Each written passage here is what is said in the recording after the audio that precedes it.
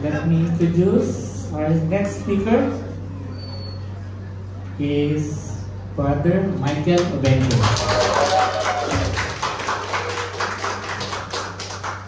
Tatay talaga. Mukha bang tatay? Thank you, Brother Gilbert, for that magandang introduction. No? Pero yung sa pogi, sa tatay. Ilang taon ka na ba? 6, right? Okay, so good afternoon, brothers and sisters. God is good? And all the time? Okay. Sana gising pa kayo. Sana may energy pa kayo for this topic. No? Actually, this topic is quite chill lang tayo. Okay? Chill lang tayo kasi nga it's about, kanina nga na-introduce ni Brother Gilbert, it's about Christian family. Okay? Christian family. Alright? Yan, no, the Christian family. That is my topic for today. And yun nga, ilang na dito, ilang CLP na din na ituro to. Okay, so I would like to introduce my family. Okay, nga pala, I'm Brother Mike. No? From the name itself earlier, Michael. So you can call me Brother Mike or you can call me Mike. Okay. So this is my family. We are 4. I have 2 kids. And of course, I have 1 wife. Siyempre. Bro, tumutingin ka sa akin. Okay, so I'd like to introduce you. I'd like to call on my family. Sana? Nag-toilet pa? Sige, mag-spills muna ako. Okay. So, by the way, yung nakikita nyo dyan, sa gitna, yung dalawa, yan yung dalawang anak ko. Okay? Sa tingin nyo, sino dyan ang mas matanda sa dalawa? Yan, tingnan nyo. Yan. Sino sa dalawa? Yung naka-bangs. Yung mahabang buhok. Sino sis? Saan dyan? Yung may bangs.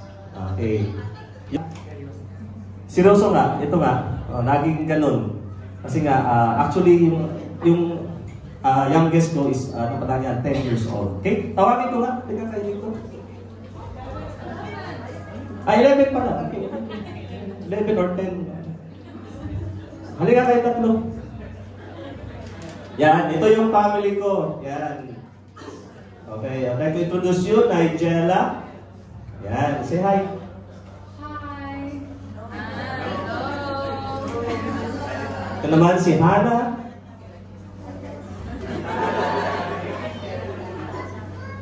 At ito naman yung isa pang anak.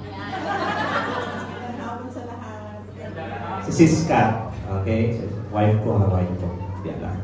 Alright, so this is my family. So, we are not perfect, but we are striving to be holy, no, in the presence of God. Okay? So, mamaya, malalaman nyo kung gaano ka-active yung tatlong to. Yan, mamaya. Okay. So, before that, we'll be having like an activity, no? Kung may activity siya, meron din ako. Ayan. Parang game show. Okay, game show. Okay? So, I would like to ask my wife to please give yung mga para-pernants. O yung mga natin. Yan. Okay, asan yung SFC dito? SFC, yan, ito SFC dito lahat. Okay, so, yan,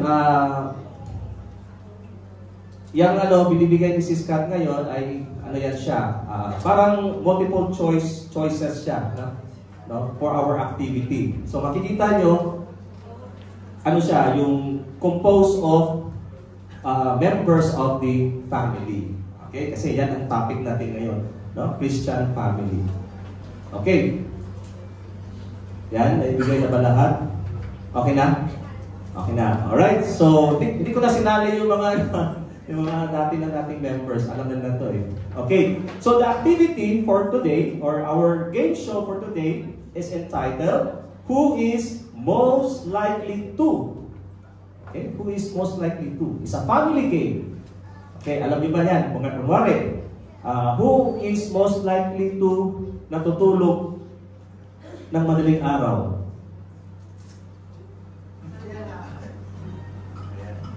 O, yan, pag ikaw, yan mo. Ako. O, yan. O, pag si ate naman, ate. Yan. Erase nyo ha, erase nyo. Kasi interview din ko kayo. Okay? Alright. Oh, game na ba? Game na. Okay, game na. So, sa atin naman, just raise your hand. Okay. Right. So, first question. Who is most likely to cry over a movie? Sige nga, pakitaas nga, pakitaas. Yan. Uy, maraming ako.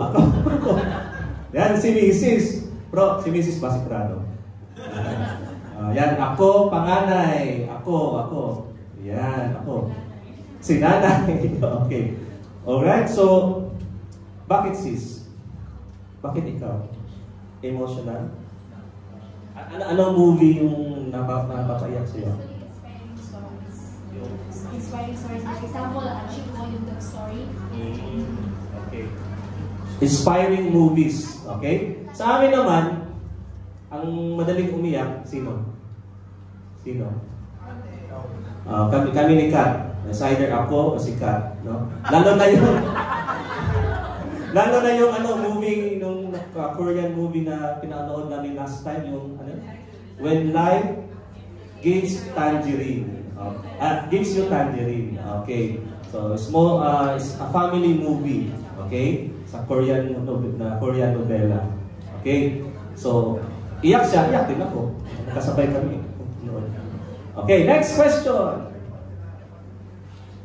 Who is most likely to participate in school activities? Yan, bunso, si ate, ako. Panganay, si bunso, ako. Ang daming ako. Sa school activities, yan, as a school nyo, no? You are working at in school, right? Okay. So, yun, sino? Sa atin. Atin naman, sino? Ako, school ako eh. Ikaw, wala. Accepted ka. Okay, si Nigella and Hannah, they are participating like in DR, they're participating in DR Got Talent. Ganon. Sinishare nila yung talent nila. No? So, next question. Who is most likely forget an important event? Parang tinamaan ako. Oh, ako, bro! Dalawa na tayo. Si tatay. Ba't ganun, ba't ganun, mister? Tatay. Puro lalaki. Busy palagi. O talagang nakakalimutin na, no? Tanda na. Lalo na ako. Sorry. Okay, next. Who is most likely to eat in McDonald's? Yan, malapit yung McDonald's dito. Wala. Hindi sila mahilig. Ito, bunso, ako, kuya, bunso, panganay, ako. Yan. Si bunso. Di pa kaya pumunta dyan sa McDonald's. Saan lang yan? Yan, raise your hand. Kids. Sa inyo, sino? Ito, mahilig to. McDonald's. Ano yung in-order nila? Nuggets, no? Sa'yo, chicken. Chicken wings. Okay, Hana naman nuggets. Okay, next question. Yan. Who is most likely to dance when hearing a Korean song? Ayan. Ayan, bunso. Sino mahilig dito sa yung tinamaan ng Korean wave, K-wave. Bunso, panganay, bunso. Ano yung mga songs nila, sis? Ano yung mga songs? Magnetic. Ano yung mga songs ngayon sa mga Korean? Yung mga what songs you like? Dance. Butter Up. How about you? This side. Okay, next. Yan. Who is most likely to be a YouTuber. Not watching YouTube, YouTuber. YouTuber. Sino yung mga ano dito? Tawag ito, vlogger. Ang mga vlogger. Si Sis ulit. Ayan, si Bunso. Si Bro. Ako, yan. Vlogger pala si Bro. Ano kita bro, mamaya. I-subscribe kita. Sa atin, yata, only mama. Okay, next. Who is most likely to be upset whenever iPad or any gadget is not allowed to be used? Sa family nyo, yung nagagalit pag kinukuha yung iPhone. Ako, si Sis ako. Nagagalit para si Sis. Si Bunso, si Panganay. Bunso, Panganay. Yan. Here. Who is it? Who? Is it you? Yes or no? Yes. Yes, nagagalit yan. Parang magugunaw na yung mundo pag kinuha yung iPad. Okay. Next. Who is most likely to spend more time in the bathroom? Yan. So, ako, Mr. Mrs. Ako. Yan. Sa atin, sino? Ikaw. Depends on what is going on in the bathroom. Are you sure? What is okay. Ayan. Tapos na ba? Ayan. Tapos na. Okay, so thank you for participating. So tapos na po tayo. Hindi na tayo umuwi. Okay. Okay, sana ay at least from kilala niyo yung family niyo, members ng family niyo. No, kilala niyo kung sino yung ganito, sino yung ganyan, no? So at least ay kumbaga pag may nagtanong sa iyo kung sino sa family niyo yung ganyan, ganito, maituro niya agad. Ayan. Okay, so brothers and sisters, no? Because the topic for today is about Christian family, so we need to have a discussion how to become a Christian family, how our family to become a Christian family. Yun po ang tanong natin. Okay, umpisahan ko po. So in the beginning, God intended family to be beautiful. Are you agree with this, brothers and sisters? Yes? Yes. Correct. Correct po kayo. Now, in the beginning, God actually intended that our family to be beautiful. Sino yung unang family natin? Sino pinakaunang family? Adam and Eve. Okay? So, before create ni God, si Adam and Eve, nag-ano muna siya, hinanda niya lahat. No? Brothers and sisters, no? Hinanda niya lahat. Kumbaga, binigay niya lahat-lahat, no? Yung pagkain, yung hangin, yung araw, lahat, no?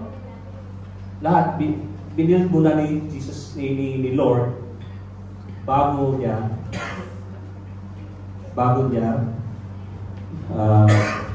ginawa si Adam and Eve. Okay? So, brothers and sisters, dito, ang sabi, God intended family to be a beautiful family, no? To be beautiful. Ba't ganun may intended? Of course, He already gave everything ready for Adam and Eve, no? Tapos, sabi pa nga niya, para maging masaya, i-create niya ang tao para to be the steward of. Yes. Okay. So yun. Pero alam niyo ba anong nangyari at that time? Naging ganun ba? Naging okay ba ang lahat? Brothers and sisters? Nagkasala. Paano? Paano nagkasala? Paano naging ano? Anong nangyari that time?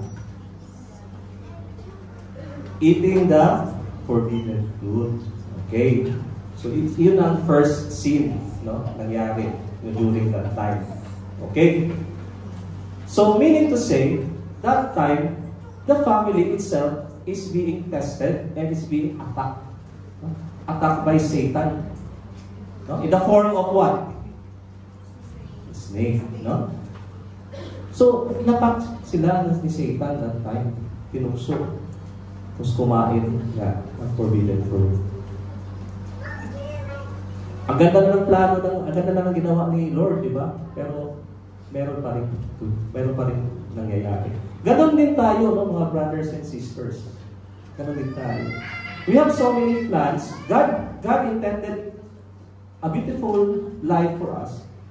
But sometimes, naunsulit. Di ba? Because someone or something happened along the way. Okay? So, ganon yun. So, we are under attack, brothers and sisters, no? By Satan. Sometimes nga, di ba, kuwari, yung sa family, yung marriage ng family, ang ganda-ganda sa umpisa, nagpakasal, then ngayon, nagkahiwalay. No? Marriage are being broken. Okay? Because of that sin.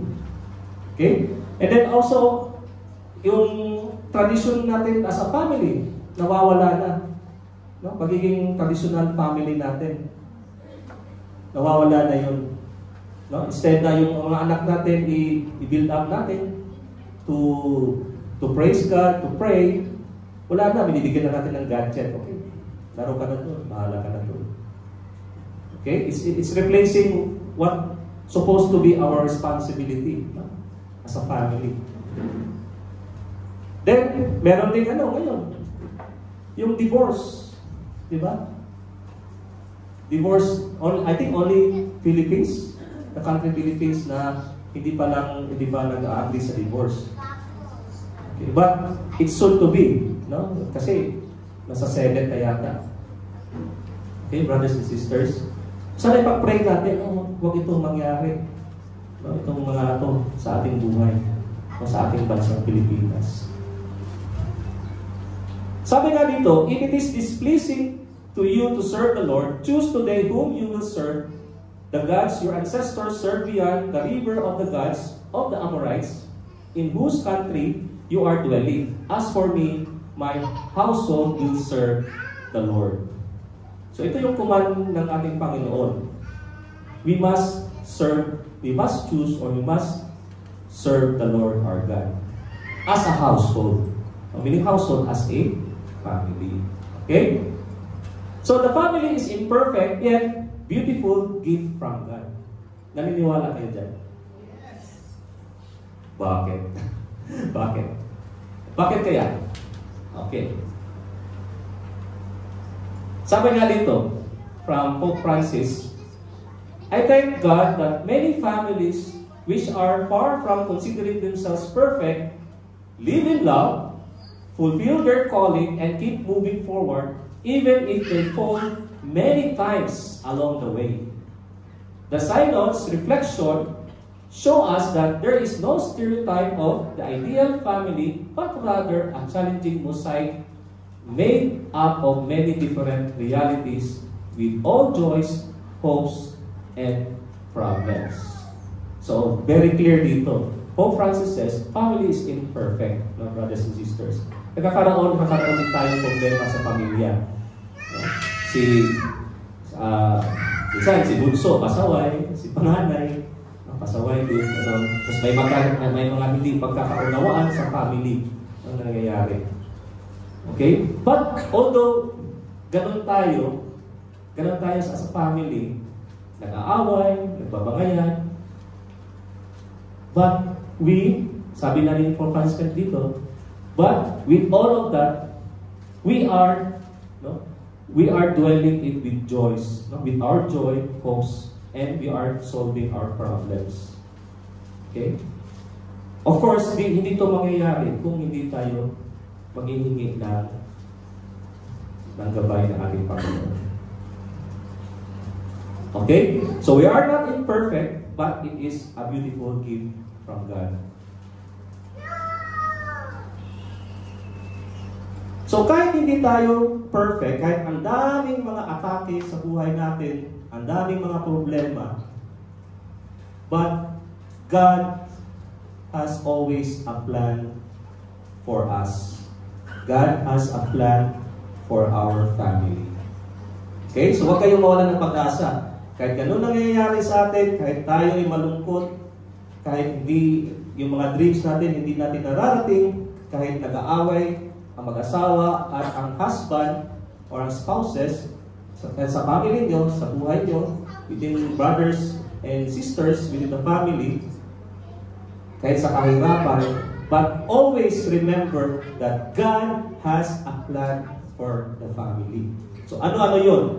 So before I proceed, God, before you create a family, God's purpose should be in marriage.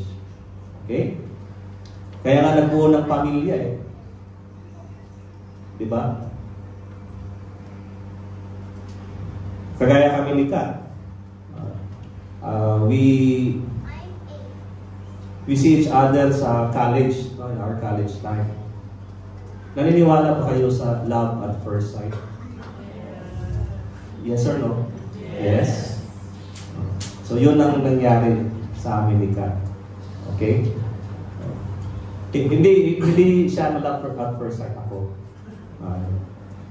Ano kasi, di ba sa aming university, meron kaming quadrangle. Tapos meron mga upuan table dyan sa gilid. Tapos may, ang tawag nito? Table tennis. Yan. So habang nag-table tennis siya, hindi ko na yun kasi nag-study ako eh. Ano ako eh. Studios ako eh.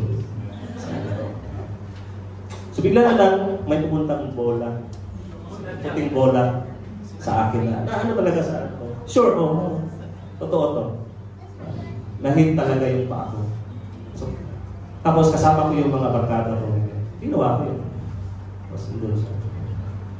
Binigay ko sa kanya. So, tapos pagbigay ko sa kanya, yun na, simula na. Yan. So, umupo ako. Sabi ng kasama kong barkada ko, sabi niya, kilala ko yan. Best friend niya ng girlfriend ko. Gusto mo bang pakilala kita? So, yun ang nangyari. Tama ba? Tama? Siska? Tama, no? Tama. Tama! So, from that on, we cherish that moment, no? Kasi, mahal ko siya, mahal niya ako. So, kami ay nagpakasal. And that's what God's intended for us. Actually, 2 beses ko pa siya pinakasalan. Actually.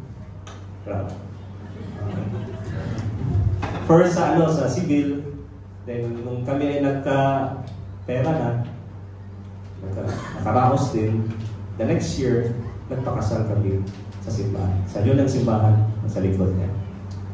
Okay? So God's purpose, may purpose si God in marriage, no? So sabi nga sa Genesis, it is not good for a man to be alone. Okay?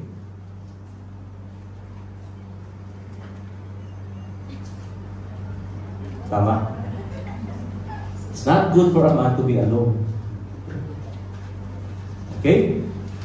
Then sabi sa Genesis, then this one at last is bone of my bones and flesh of my flesh. This one shall be called woman. No? Yung ginawa niya, yung babae. Woman, no? Coming from our bone, no? From our ribs. No? And then, for out of man, this one has been taken. So, ibig sabihin, ang babae ay para sa lalaki. At ang lalaki para sa babae. Okay? And then, that two creation, from Genesis, the two become one. Okay? Through marriage. Sino nung nagplanong magpapakasal dito? Wala pa? Wala pa? Ano pa, sis? Wala pa? Sige lang, sis. si Gigi, God's gift, darating at darating din. Okay? So God's plan for the family, number one, is to, God has intended the family to be the transmission of life. Sabi ko nga kanina, to become one. And when to become one, you procreate, you make another human being. Okay? Sabi nga, the fundamental task of family is to serve life, to actualize in history the original blessing of the Creator, that of transmitting by procreation. Okay? The divine image from person to person. Okay? So yan ang plano ng Panginoon natin. Sabi nga dito, from Genesis, God created mankind in His image, in the image of God. Okay? He created them, male and female. Be fertile and multiply and fill the earth. So yan po ang command ng Panginoon sa atin. Okay? So mamaya, mas lalo na maintindihan, kasi ito, medyo ano na ngayon, hindi na siya ganun, no? May mga instances na talaga na hindi na ito na pa-follow. Okay? Mamaya, makikita niyo. So number 2, the family is a place for teaching children and training leaders. Okay? So one example for that, no, my daughters, no, 2 daughters, sila po ay active sa simbahan, they are altar servers, and we are teaching them what is God commanding to us, no? Ano yung dapat na ituro sa kanila, no? Na maging mabuting tao, mabuting bata, at may takot sa Diyos. Okay? So parents have the first responsibility for education of their children. Okay? So big responsibility po natin yan. Let them to be educated. No? Send them to schools. Okay? Or teach them, no, in your very household. No? Teach them how to respect. No? Teach them how to deal with their problems. No? Teach them how to become a kid. Okay? Huwag din natin Ano ba yung sabihin na domestic church?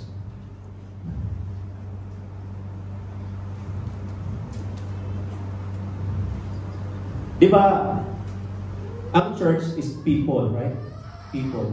People gathering to praise, to worship the Lord our God, and to accept the Eucharist, right? To pray. Okay. Ganon din po tayo sa ating pamilya. No? As a family, as a domestic family.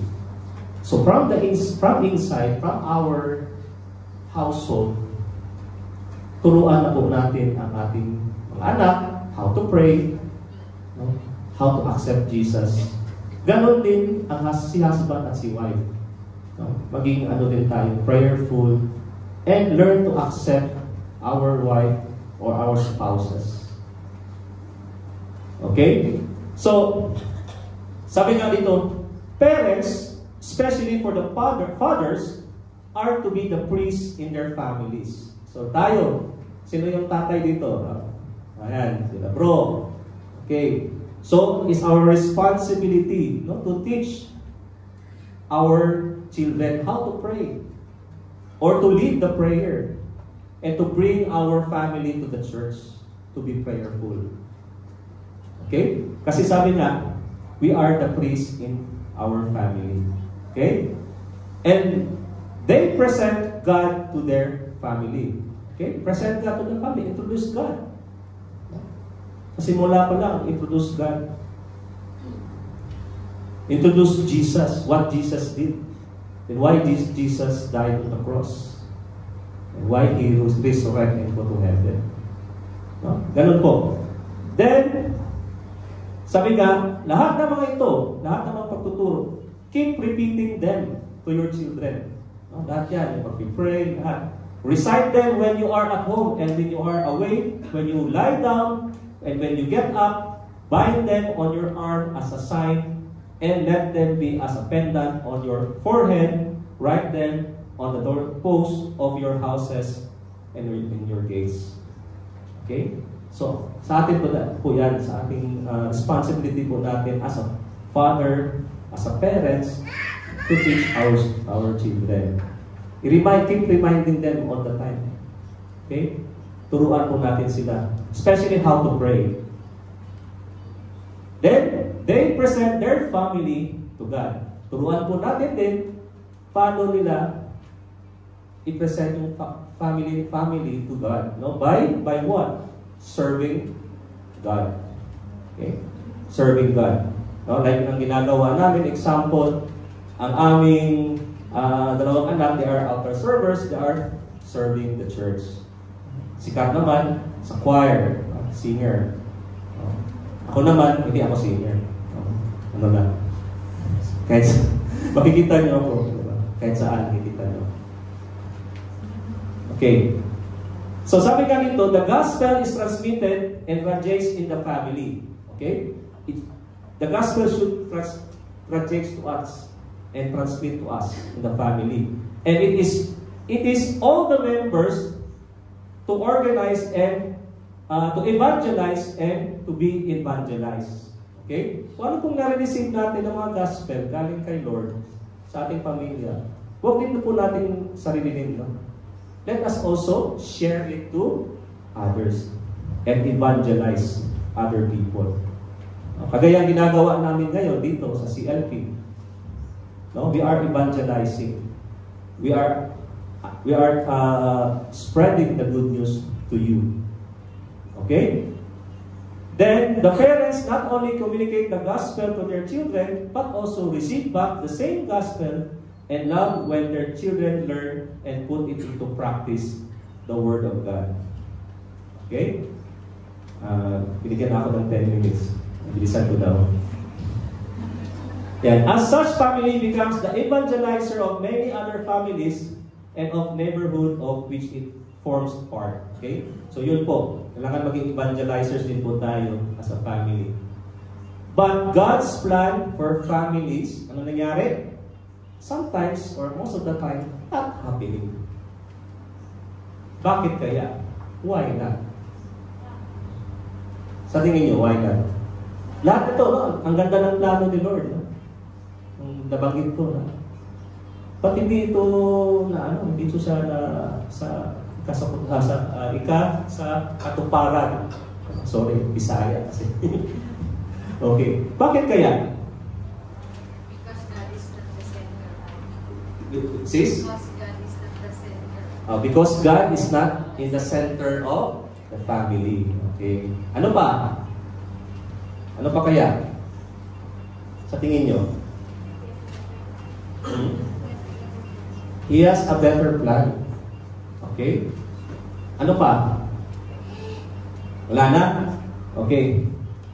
So, God has lost, tama kasis, His central place in the family.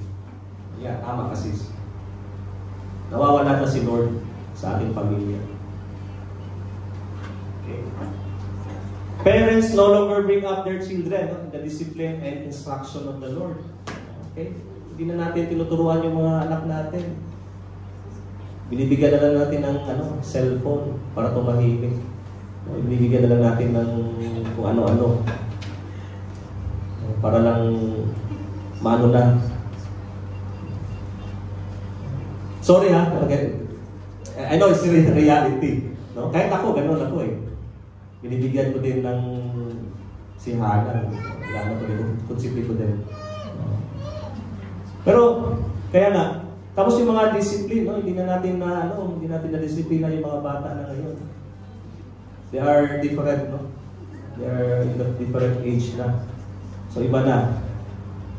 Sabi nga sa Ephesians, fathers, do not provoke your children to anger, but bring them up, sabi ito ha, bring them up with the training and instruction of the Lord. Okay? So, more and more parents look to psychology as a source of wisdom for raising their children.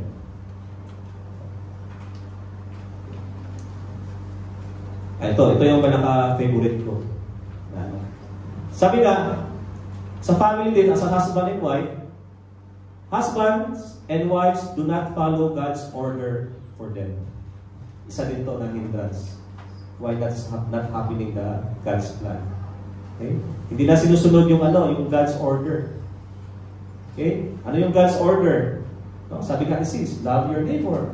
No? As you love yourself. Tapos, sino yung neighbor ko? Tinanong niya kanina. Ay, si sis, di ba?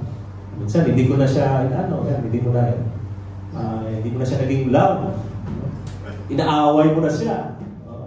Inaaway mo na siya. Ayan. Hindi mo na binibigay yung credit card.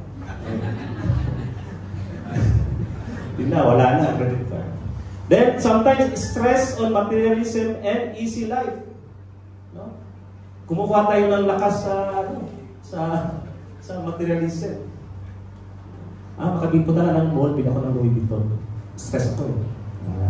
Ganon. Punta na ako ng bili ako ng iPhone bago. Mayroon ka pang iPhone, mayroon ka pang phone. Ayan. Tapos gusto mo easy life lang. Easy lang palagi. Lahat okay. Ito pala yung paborito namin ni Bro Hilbert. Yan. Sabi nga sa Ephesians, no? Di ba Bro Hilbert? Paborito namin ito eh. So wives, makinig kayo wives ha. Submit yourselves to your own husband as you do to the Lord. Okay.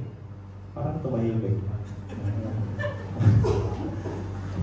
Then for the husband is the head. Okay, we are the head, no? Of the wife, head of the wife. As Christ is the head of the church. His body of which He is the Savior. Okay. Then sabi pa dito, now as the church submits to Christ, so also, ilang beses na nabanggit, 3 beses no?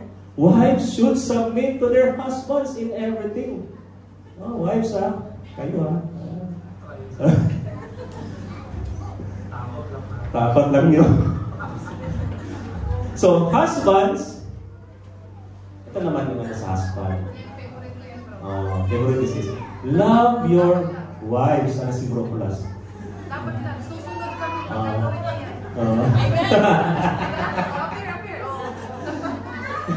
So, but husbands, love your wives. Just Christ loved the church and gave Himself up for her. Okay? Mahalin natin yung ating wives, ating mga spouses. Sabi nga may quotes nga na talagang famous to. Ano yung sabi ko? Yung mga talks natin na nag-share. Ano yun? Happy wife, happy life. Totoo ba yun, husbands? Yes? Napilitan lang kaya. Napilitan lang yata. So, ibig sabihin, brothers and sisters, as a husband and wife, ano kayo? Give and take lang. Give and take. Love your wife, and also wife, love your husband. Yun talaga, dyan, command dyan. Okay? Sabi nga sa talk number 4 natin, kanina. Okay? Bro, time's up na ba? Yes, so.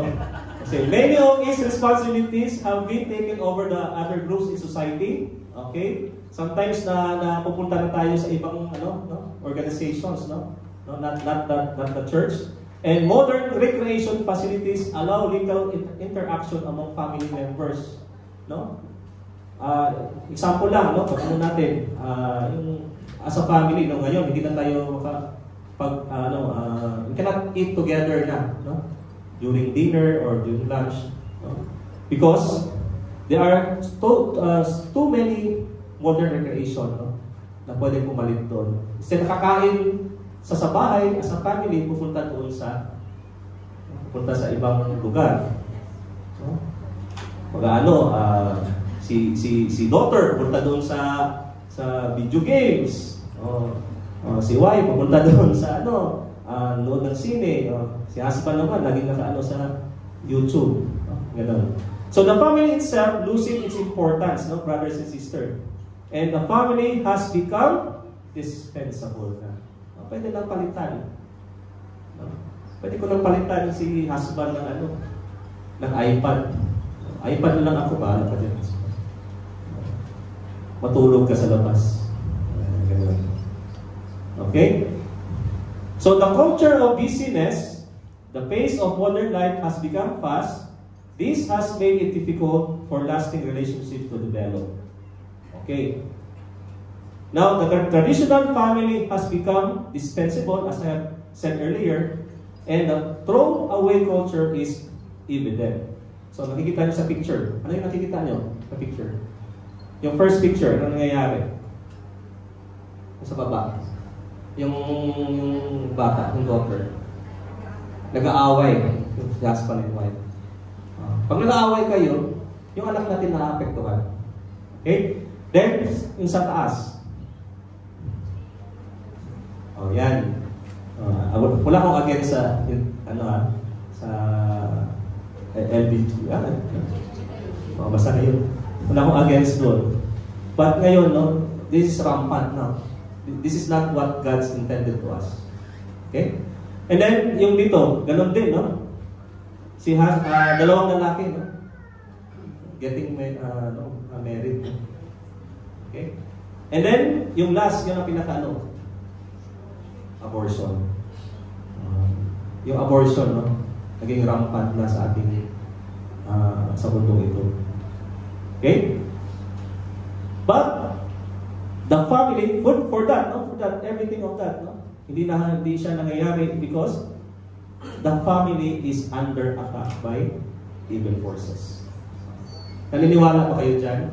You're under attack.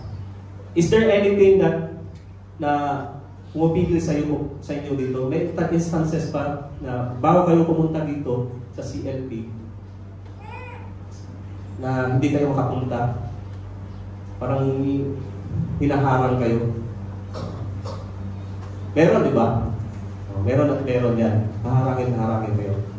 Okay? Bilisan ko lang. So, what can we do? So, first, sabi nga ni St. John Paul, family become what you are. Make God the center of our family. People will know what we are Christians by the love in our hearts expressed in our homes. Okay? So, make a decision for God's plan to happen in our family. No? Make everything. No? Include God. Kung ano yung mga plano nyo sa buhay sa family, include God in that plan. Okay? Then, honor and respect our parents. Okay? Protect, support, and serve our parents. Yan po naturo sa atin. Obey our parents. Love and support our siblings. And be a source of unity in the family. Okay? So, yun po ating pwedeng gawin. No?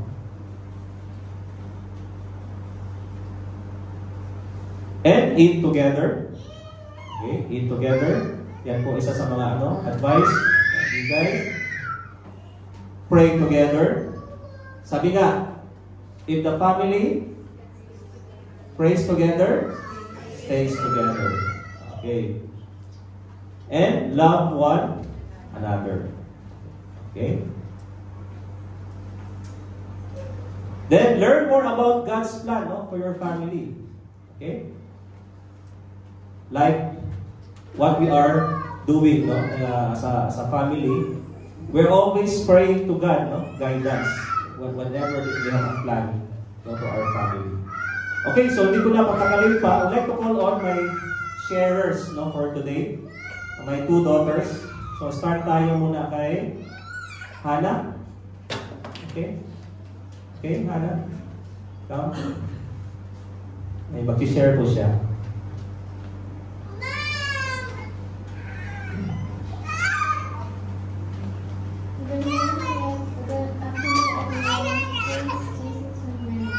Today, I want to share something special with you about my faith journey.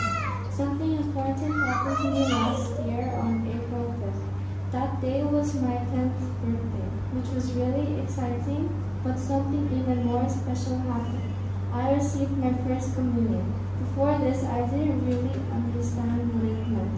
but going to my catechism classes every week helped me learn a lot.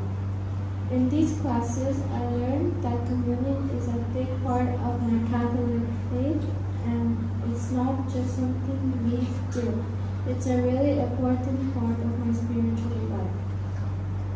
Before I took communion, my parents and I went to confession. This was a big moment for me. I had to think about the things I did wrong, say sorry to God, and ask for His forgiveness. It was a humbling experience, but also gave me hope and a fresh start. After confession, I felt ready to take communion. It made me feel close to God and feel His love in a special way. Now, as I stand here, I feel really blessed to have received this sacrament. It's a big step in my faith journey that I'll always remember. And I'm excited to keep growing in my faith, including going to confession in the future to strengthen my relationship with God. Thank you for letting me share my faith journey with you. Let's keep walking together in faith and love. Thank you. Thank you, Hannah. So, first communion na last year. Okay, I'd like to call on my another daughter. Her name is Nigella. Okay. Si Ate Banks. Anyway, dear friends and family, praise be Jesus and Mary. Now that I'm a teenager, I want to take a moment to reflect on my journey of faith within the Catholic Church. Growing up, I've been incredibly fortunate to be part of a family deeply rooted in our Catholic faith. From a young age, my parents instilled in me the importance of practicing the Rosary daily. This devotion has been a cornerstone of my spiritual life, providing me with strength, comfort, and guidance. Furthermore, my parents encouraged me to serve as an altar server, allowing me to actively participate in the Mass and offer up my service to our Lord. Through this role, I gained a deeper appreciation for the ceremonies and traditions of our faith, and I felt a profound sense of connection to the church community. Recently, I received the sacrament of confirmation, which was a significant milestone in my faith journey, as it represents my commitment to live out the teachings of the church and to be a witness to Christ in the world. Being in Youth for Christ has also played a big part in my faith journey.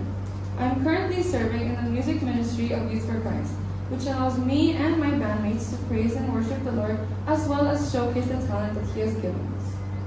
Through my experiences, I've come to realize that it's not enough to simply go through the motions of church activities. True faith requires a daily commitment to live according to the teachings of Jesus Christ. It means being obedient to my parents, showing kindness and compassion to others, and being a positive role model for my younger sibling and peers. So, to my fellow Youth for Christ, I encourage you to join in me in embracing our Catholic faith wholeheartedly. Let us never underestimate the power of prayer, the importance of respecting our parents, and the impact of being shining examples of faith to those around us. Thank you for allowing me to share a glimpse of my journey with you all. May we continue to support and uplift each other as we walk this path of faith together. May God bless us all. Thank you. Wow, thank you, Ate. Thank you for your sharing. Grabe, dumudugo na yung ilong. Okay, so now every family, despite its weaknesses, can become a light in the darkness of the world. Okay? Sabi nga, from the family of the Nazareth, Joseph, Mary, and Jesus Christ, sabi nga, the family in Nazareth teaches us the meaning of family life. Okay? It is loving communion. It is simple and austere beauty. Its sacred and inviolable character. May it teach how sweet and irreplaceable is its training. How fundamental and incomparable its role in the social order. So, ngayon mga brothers and sisters, I would like to take this opportunity to give a prayer. I would like to pray for you in your journey in Christian Life program. So may I request everyone just to feel the presence of the Lord, bow your heads, close your eyes, and think about your family. Think of your siblings, your brothers, your sisters, your nanay at tatay.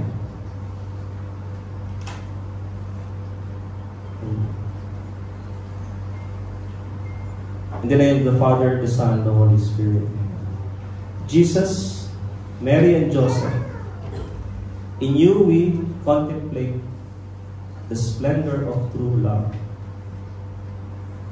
To you we turn with trust. Holy Family of Nazareth, grant that our families too may be places of communion and prayer, authentic schools of the gospel, and small domestic churches. Holy Family of Nazareth, may families never again experience violence,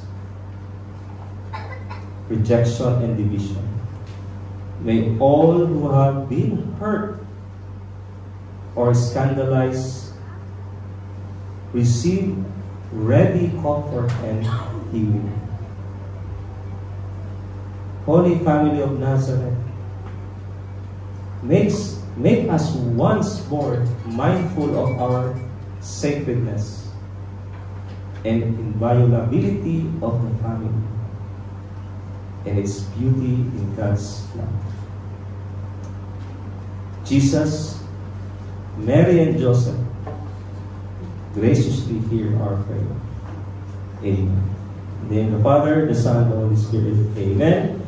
Brothers and sisters, this is my family. We are not perfect, but we are striving to be holy in the presence or the guidance of God and Jesus Christ. We are not perfect, but only one perfect family exists, is the family of Jesus. With that, may God be praised.